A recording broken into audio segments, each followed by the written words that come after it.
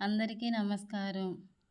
ఈరోజు గుమగుమలాడే చేపల పులుసు రెడీ చేద్దాం. వాటికి కావాల్సిన ఇంగ్రీడియంట్స్: చేప ముక్కలు, ఆయిల్, ఉల్లిపాయ పచ్చిమిరపకాయ పేస్ట్, అల్లం వెల్లుల్లిపాయ పేస్ట్, ఉప్పు, కారం, పసుపు, మసాలా, చింతపండు రసం, కొత్తిమీర. ఒక బౌల్ పెట్టుకుని అందులో ఆయిల్ వేసి వేడి చేసుకోవాలి.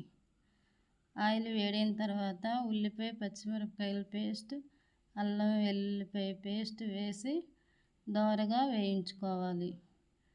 వేగిన తర్వాత చేప ముక్కలు ఒక్కొక్కటి వేసుకోవాలి. సిమ్లో పెట్టుకోవాలండి. సిమ్లో పెట్టుకున్న తర్వాత ఒక్కొక్కటి వేసుకోవాలి. స్లోగా వేగనివ్వాలి.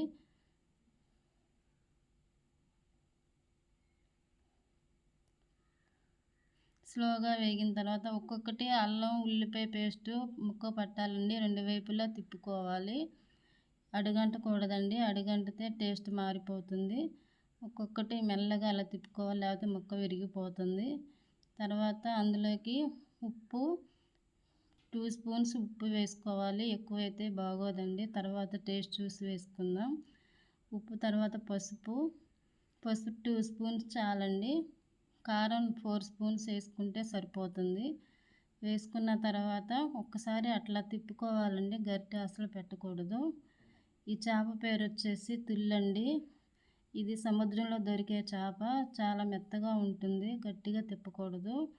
ఉప్పు కారం బాగా పట్టే వరకు సిమ్లోనే వేయించుకోవాలి. వేయించుకుని 10 నిమిషాలు అలా మూత పెట్టుకుని వదిలేయాలి. తర్వాత ఒక్కసారి ఓపెన్ చేసి చింతపండు గుజ్జు వేసుకోవాలండి. అది గుజ్జు సరిపోదు కాబట్టి 2 కప్స్ మళ్ళీ వాటర్ ముక్క ములిగే వరకు వేసుకోవాలి.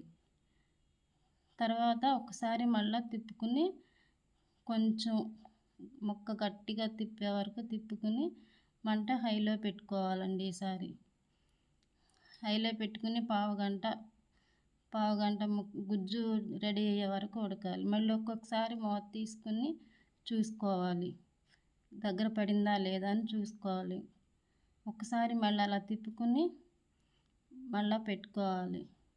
ఈ స్టేజ్లోనే ఉప్పు సరిపోయిందో లేదో చూసుకోవాలండి. చాలకపోతే 2 స్పూన్స్ వేసాను. మళ్ళీ ఒక 5 నిమిషాలు మూత పెట్టుకుని ఈసారి అయిపోయిందండి కర్రీ. లాస్ట్కి వచ్చేసరికి ముక్క చూడండి, అసలు విరగలేదు. చక్కగా ఉంది. ఏ ముక్కకి ఆ ముక్క అలా ఉంటే చక్కగా తినడానికి బాగుంటుందండి. ఈ స్టేజ్లోనే మసాలా 1 స్పూన్ వేసి తిప్పుకోవాలి. కొత్తిమీర కూడా వేసేసుకోవాలండి. తర్వాత మళ్ళీ ఒక్కసారి కలబెట్టుకోవాలండి. గట్టి అస్సలు పెట్టకూడదు. చూడండి, దగ్గర పడిపోయింది. చక్కగా కూర రెడీ అయిపోయింది. ఏ ముక్క ఆ ముక్క సూపర్గా వచ్చింది కదండి కర్రీ. వేడి వేడి అన్నంలో వేడి వేడి చేప ముక్కలు వేసుకుని తింటే చాలా టేస్టీగా ఉంటుంది. అంటే మీకు నచ్చినట్లయితే షేర్ చేయండి, సబ్స్క్రైబ్ చేయండి, లైక్ చేయండి. బాయ్.